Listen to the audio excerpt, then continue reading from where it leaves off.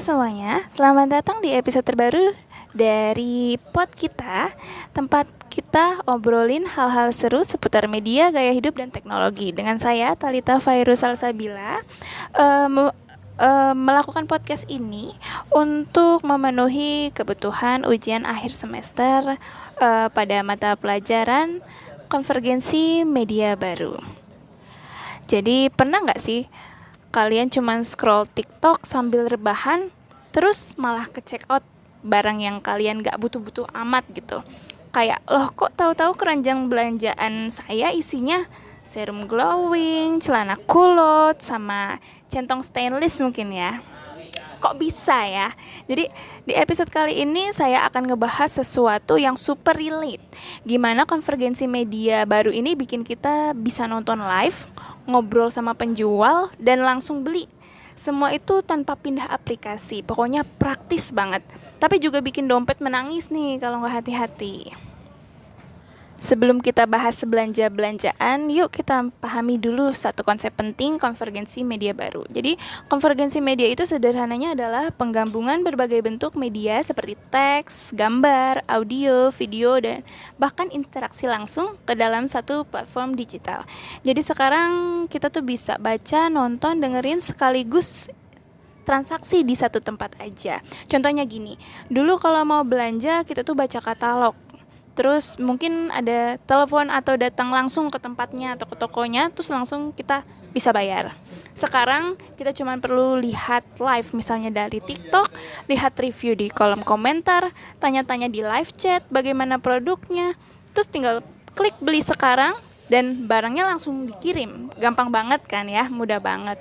Jadi itu adalah sebuah hasil dari konvergensi media yang prosesnya yang dulu terpisah-pisah sekarang satu semua di layar ponsel kita. Sekarang kita masuk ke studi kasus harian yang mungkin sering banget terjadi ya. Misalnya nih saya ceritain dulu, misalnya saya suatu malam saya kayak scroll TikTok cuman buat hiburan sebelum tidur, muncul ya live selling baju ala Korean style misalnya. Hostnya seru, interaktif, terus lucu juga. Komentarnya tuh rame banget. Ada yang nanya ukuran, warna, minta dicobain sama hostnya. Terus semuanya tuh bisa langsung dijawab real time, langsung saat dia bertanya. Terus muncul flash sale 50% dan notifikasi tinggal 3 stok lagi. Saya merasa panik dong ya. Dan akhirnya FOMO dan akhirnya saya klik beli sekarang. Padahal niat awalnya tuh saya cuman cari hiburan aja.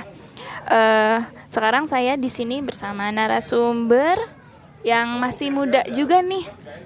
Dengan Mas Risandi, mungkin bisa diperkenalkan Mas Risandi dan pekerjaannya.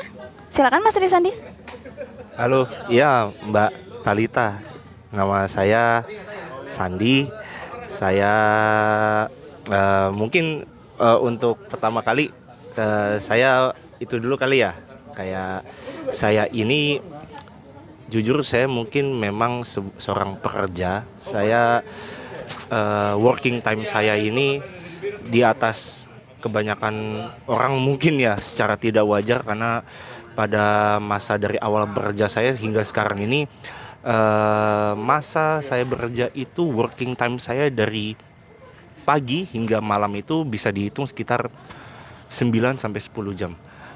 Jadi pada mungkin kalau bisa dikategorikan dengan konteksnya Mbak Thalita yang sangat menarik ini ya, ini saya pun sebagai korban. Oke. Saya pun sebagai korban. Jadi itu seperti alam bawah sadar kali ya. Jadi kita bawa karena kita ini sedikit minim distraksi. Kalau seorang seperti saya ini, kami udah bekerja siang sampai malam untuk perusahaan. Saya bahkan jarang untuk menyenangkan diri sendiri. Saya punya waktu bersantai hanya jam 9 malam hingga jam 12 sampai jam 10. Kadang kita besok harus pergi kerja lagi. Ya, jadi dalam kurun waktu itu saya hanya punya waktu 4 jam untuk saya menyenangkan diri saya, untuk meningkatkan mood saya untuk besok kembali ke aktivitas yang aktivitas seperti biasa lagi ya. Untuk bekerja lagi. Jadi kalau Soalnya saya pun juga kadang pada saat mengisi waktu luang saya di rumah habis bekerja itu, saya juga kadang kayak wah bagus nih, wah bagus nih keranjang, wah bagus nih check out, wah bagus nih apa. Minimal kalau saya nggak check out, minimal saya keranjangin, dan itu akan terulang di masa ke masa. Dan saya pun juga tidak menghitung kos terhadap hal itu, karena saya juga pekerja yang ingin menyenangkan diri yang begitu agak sedikit berlebihan.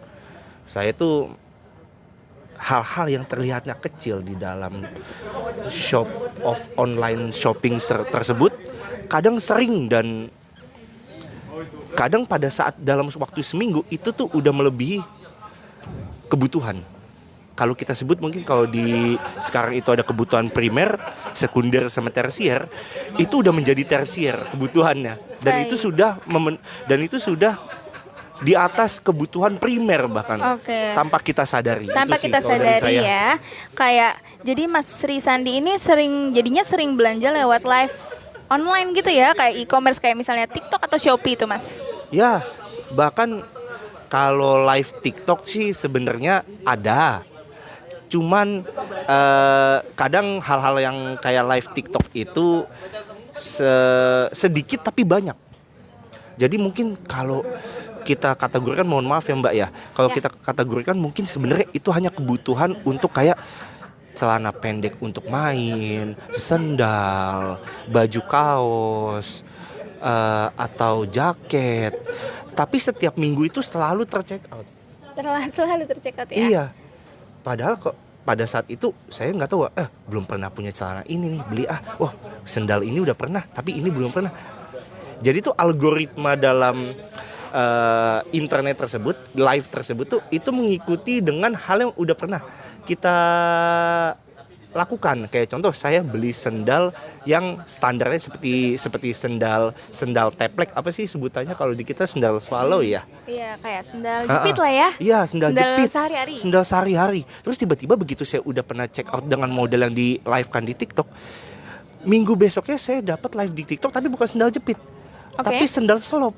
Wah, kemarin saya udah beli sendal jepit tapi belum pernah nih punya sendal slop beli. Oke. Padahal mah sendal jepit itu pun belum habis. Karena sebabnya juga ada pengaruh algoritma ya di Iya. dalam Jadi saya pikir e-commerce tersebut. kan kalau seandainya kita perhatikan karakter kita bersosial media maupun nyari toko, kalau kita udah check out sendal jepit dan muncul iklan sendal jepit lainnya, itu mungkin potensi saya untuk check out itu mungkin akan berkurang meskipun modelnya pun berbeda. Tapi ini yang lain, model yang lain, begitu sendal jepit dan sendal slop ini sudah saya check out, minggu besoknya ada sendal model baru lagi, kayak sendal hiking. Wih, belum pernah nih punya sendal kayak gitu nih. Check out tiba-tiba itu baru sendal loh Mbak. Baik, itu menurut Mas Risandi menjadi hiburan tersendiri nggak sih, dari bagian dari hiburan, interaksi dan transaksi semuanya jadi satu menurut Mas Risandi itu gimana? Betul. Kalau dari tadi ada dua konteks berarti ya Mbak ya. Hiburan transaksi dan hiburan apa? Hiburan, interaksi dan juga Hiburan transaksi. interaksi. Oke, hiburan interaksi ini mungkin bisa dikategorikan cuci mata ya. Baik. Jadi interaksi ini pada saat kita ngelihat layar handphone dan kita melihat online hostnya lagi live. memamerkan atau mempresentasikan produknya dia, itu interaksi kita ke dia. Ya. Dan orang kan pasti ada daya tarik tersendiri terhadap host-host tersebut. Selain dari segi visual, retorika mereka bicara Ya. itu seperti contoh, retorikanya kayak kalau check out sekarang ada diskon. Betul, seperti yang tadi saya jelaskan Iya. ya. Pasti Mas Risandi juga seorang konsumen yang sembari ngelihat e-commerce lagi live pasti otomatis kan kayak merasa tergugah ya. Betul. Kayak aduh jadi pengen beli nih Iya. gitu ya. Kalau check out sekarang malam ini ada diskon. Iya. Kalau check out besok-besok diskonnya akan beda. Udah gitu kita suka modelnya. Ya. Dan semuanya menjadi satu menurut Mas Risandi itu sangat memudahkan ya. Memudahkan. Ya, Memudahkan betul. sekali dan memudahkan kita untuk check out ya. Betul.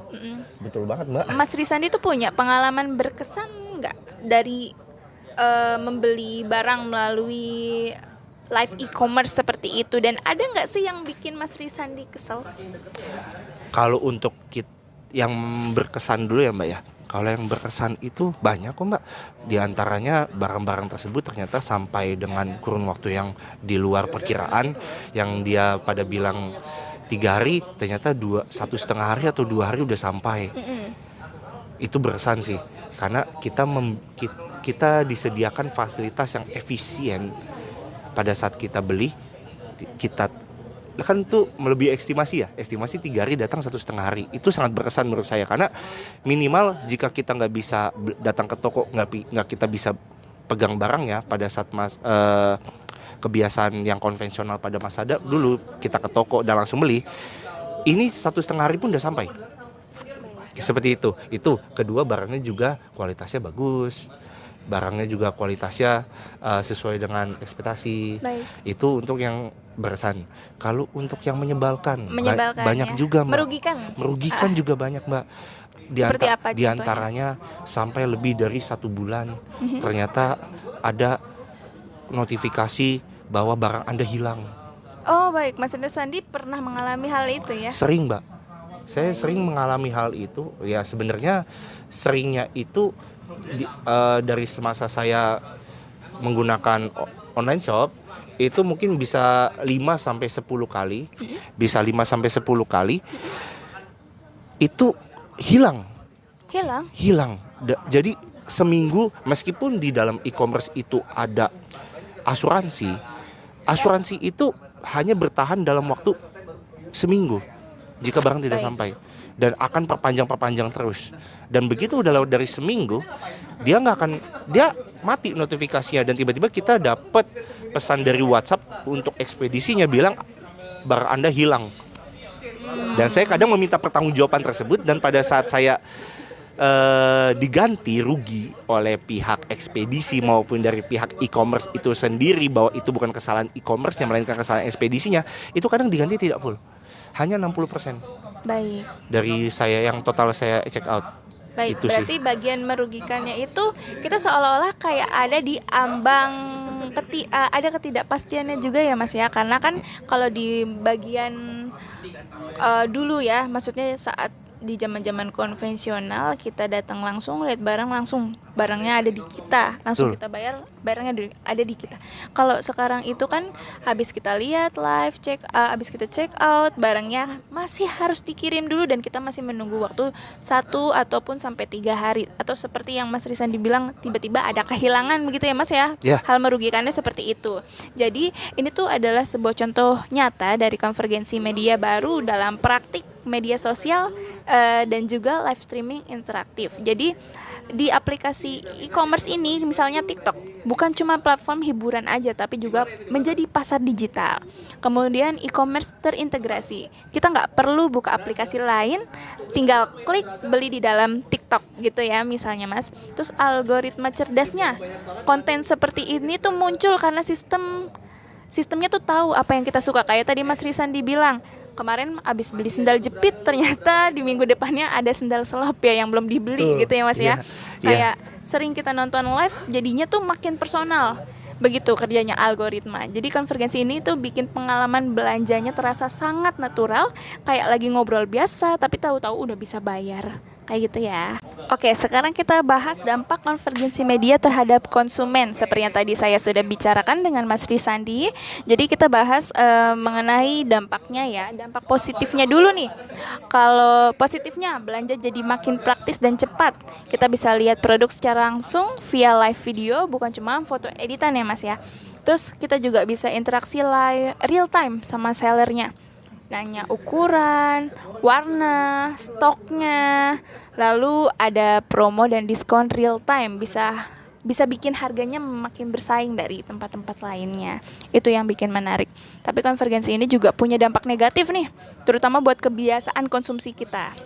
Kita jadi lebih impulsif, suka lihat, like, klik, beli, dan nggak ada tuh mikir panjang, ya Mas ya. Betul. Efeknya itu FOMO. Mas tahu FOMO kan ya? Artinya apa? Setahu saya FOMO itu nggak pengen ketinggalan. Betul, bikin kita takut ketinggalan, apalagi ketinggalan promo. Ketinggalan tren, kita takut tuh. Padahal belum tentu kita butuh tuh barang itu, ya kan? Iya, betul, Terus Mbak. ada juga yang namanya strategi pemasaran psikologis. Jadi tuh di strategi pemasaran psikologis ini ada countdown timer, ada limit stock, ada live viewer yang palsu bisa jadi tuh. Buzzer. Ya, jadi semua itu dirancang buat kita tuh bikin buru-buru ambil keputusan nih. Kadang kan kita lagi live tuh Mas, lagi lihat live ya. Terus ada countdownnya, ayo nih kita promonya tinggal 1 menit lagi, ayo siapa buru-buru kayak gitu ya. Terus dan nggak lupa juga soal privasi. Kadang data kita tuh bisa loh dikumpulkan dan digunakan buat iklan yang makin menggoda. Bener. Kayak gitu cara kerjanya. Jadi intinya konvergensi itu seperti pisau bermata dua, bisa membantu dan juga bisa menjebak kita. Dan di bagian selanjutnya kita mungkin refleksi dan konsumtif ya Mas ya, memberikan tips konsumtif mungkin. Sekarang kita itu hidup di era dimana semua serba instan dan terkoneksi. Tapi justru karena itulah kita perlu belajar kontrol diri saat berhadapan dengan konten belanja digital. Kita kontrol dirinya seperti apa? Jadi saya punya beberapa tips nih Mas. Kita tuh Apa itu, nggak Mbak? jadi korban, biar kita nggak jadi korban belanja impulsif, yaitu tunda 24 jam sebelum check out. Biasanya rasa pengen tuh hilang setelah kita tidur semalam tuh. Pernah nggak Mas merasakan hal kayak gitu? Jujur selama ini saya baru tahu. Mungkin Iya. berarti Mas Risandi adalah tipe yang nggak sabaran ya, Iya. yang langsung klik beli Iya, langsung. iya. Saya langsung baru ter-check out gitu saya ya? baru tahu 24 jam itu bisa mempengaruhi psikologis kita untuk berhenti impulsif. Iya. Tapi kalau dengan jangka waktu 24 jam itu mungkin saya belum pernah merasakan, Mbak. Tapi kalau diizinkan bercerita, Yap. saya punya pengalaman bukan 24 jam, melainkan 48 jam. Kenapa itu? 2 hari. Jadi ada barang yang mempengaruhi psikologi saya yang tidak perlu banget dengan harga e-commerce yang agak tinggi. Istilahnya mungkin sekarang orang-orang punya 2 faktor untuk belanja e-commerce. Satunya mungkin karena murah. Yang itu berhubungan dengan diskon yang Mbak Tali tadi bilang. Baik, yang tadi ya, yang dia pakai Ya. limit. Iya betul. Yang kedua adalah perbedaan target. Perbedaan target itu seperti ini, Mbak. Pernah nggak Mbak merasa berjalan di mall nggak punya tujuan, hanya ingin jalan-jalan, terus tiba-tiba merasa harus ingin beli sesuatu.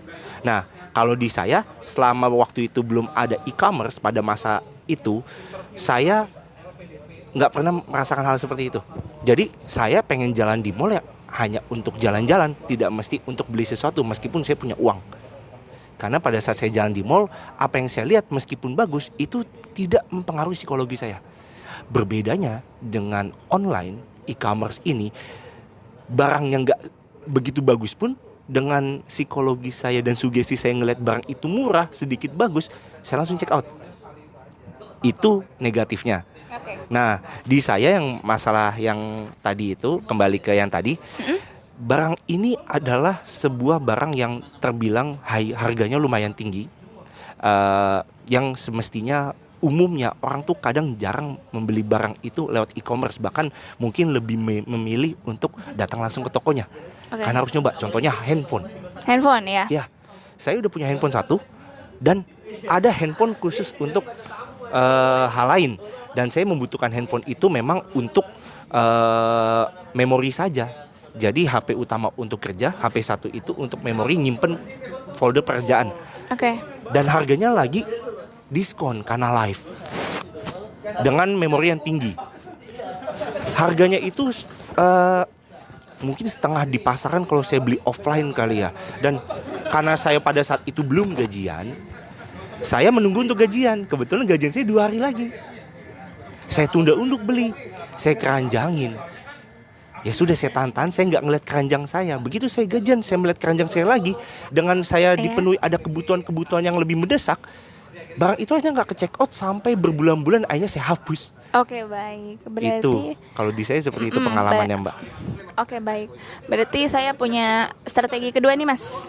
Yaitu buat wishlist, bukan langsung beli. Jadi harus disimpan dulu, lihat lagi seminggu kemudian masih mau baru beli. Betul. Seperti yang tadi Iya. Mas jelaskan, kayak gitu. Terus kita juga perlu pahami strategi pemasarannya supaya kita tuh bisa sadar dan kritis, bukan cuma sekedar reaktifnya aja. Betul, Karena kan dengan kita lihat live streamingnya, otomatis kita reaktif kayak ih menggoda ya. Betul, iya. Saya pribadi juga mengalami hal itu ya. Iya. Pasti kita semua deh. Iya, betul.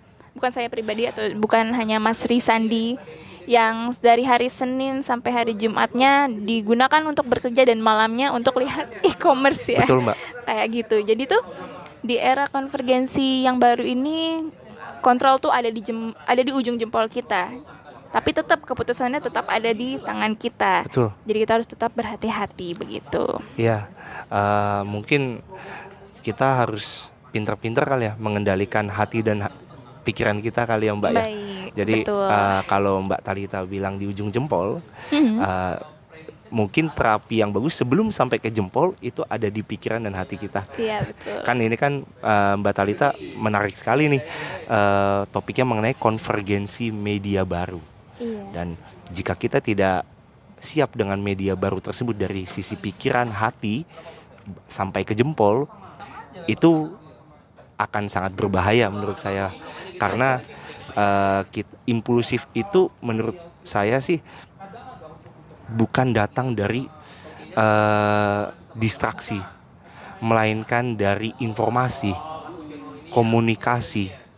Seperti itu Mbak. Jadi selama itu kita blok dalam diri kita sebelum sampai kita check out seimpulsif kasusnya Mbak Talita, kita mungkin untuk bisa, saya pun juga harusnya belajar dari Mbak Talita ini, karena Mbak Talita ini lebih luas pengetahuannya mengenai psikologis dan komunikasi terhadap konvergensi media baru ini untuk mengendalikan pikiran dan idealisme kita untuk lebih bijak dalam e-commerce tersebut. Ya, dalam menggunakan media ya. Medianya, iya Mbak. Mau bagaimanapun juga, karena kita ini pasti semuanya terpengaruh dari media Bener, baru. betul. Mau nggak mau kita harus beradaptasi. Cuman Iya. bagaimana kita menanggapinya, Iya, bagaimana nih bahkan kita saya sepintar-pintarnya aja.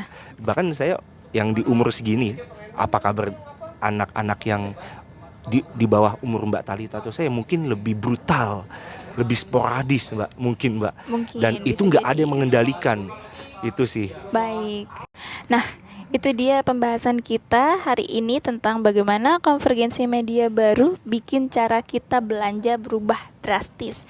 Dari sekedar scroll bisa jadi transaksi dalam hitungan detik. Jadi, gimana dengan kalian? Pernah nggak belanja impulsif gara-gara nonton live TikTok? Atau justru punya pengalaman unik nih waktu interaksi sama seller di Shopee Live misalnya ya. Jadi terima kasih banyak Mas Risandi sudah menyempatkan waktunya ya, dan sudah berbagi kisahnya kepada kita semua. Makasih Mbak Talita udah diundang di podcastnya yang mencerahkan pikiran ini Mbak. Dan Saya kalau banyak belajar dari pelajarnya Mbak Talita yang disampaikan tadi. Terima kasih banyak. ya, terima kasih banyak Mas Risandi. Dan kalau misalnya kamu suka episode ini, jangan lupa follow podcast ini dan kasih rating bintang 5 ya. Biar kita semakin semangat nih bikin konten edukatif yang seru dan relate buat kita semua. Jadi sampai jumpa di episode berikutnya. Jangan lupa jempol boleh lincah, tapi dompet tetap waras ya. Bye bye.